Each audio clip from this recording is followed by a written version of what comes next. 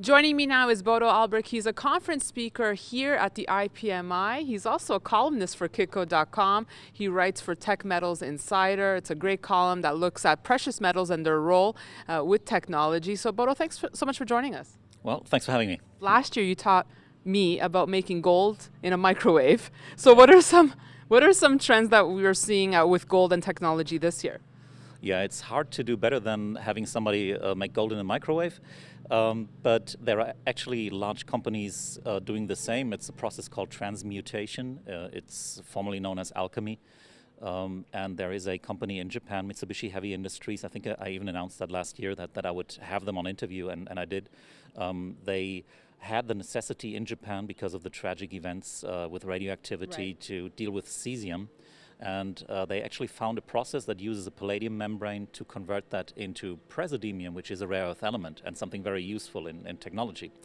So by extrapolation, they managed to turn other metals into precious metals, which has great potential if they can get the funding and the traction to do that. But could you imagine how much of a game changer that would be if one would be able to create gold and what that would do to the price? Absolutely, it is scary, and maybe that's what's keeping Mitsubishi for pushing harder on that development.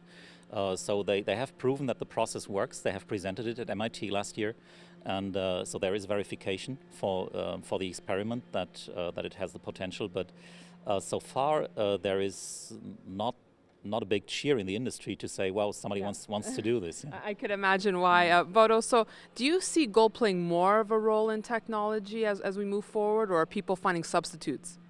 Gold will play a bigger role in technology simply because we're moving into forever new generations of gadgets and technical products. Wearables, I think, is the key word for this year, that require gold in their circuitry. And there was a concern in the industry that if more and more functions are crammed into single devices like smartphones, people will not buy cameras, they will not buy calculators, pocket calculators.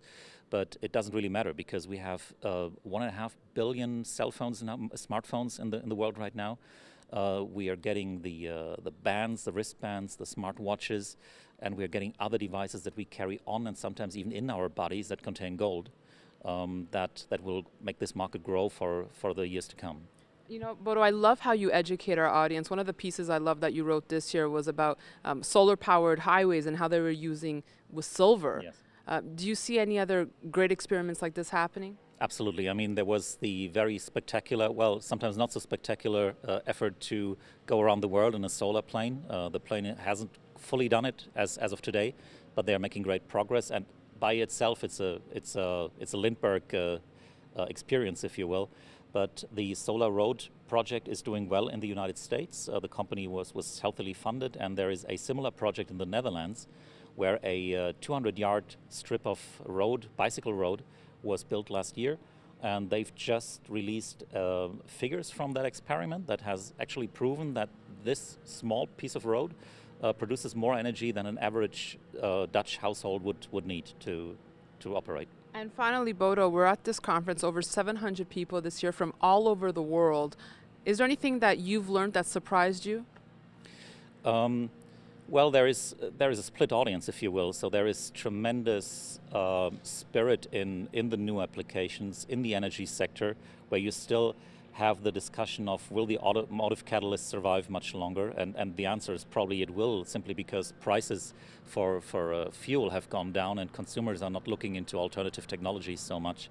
And on the other hand, on the trading and the physical market side, people are a little more subdued because of the sluggish prices and the lack of movement in the markets. Bodo, thanks so much for joining us. Well, thanks very much for having me. And thanks for watching our coverage here from the IPMI. We'll have more for you in the next few days, so stay tuned to Kitco.com. Thanks for watching.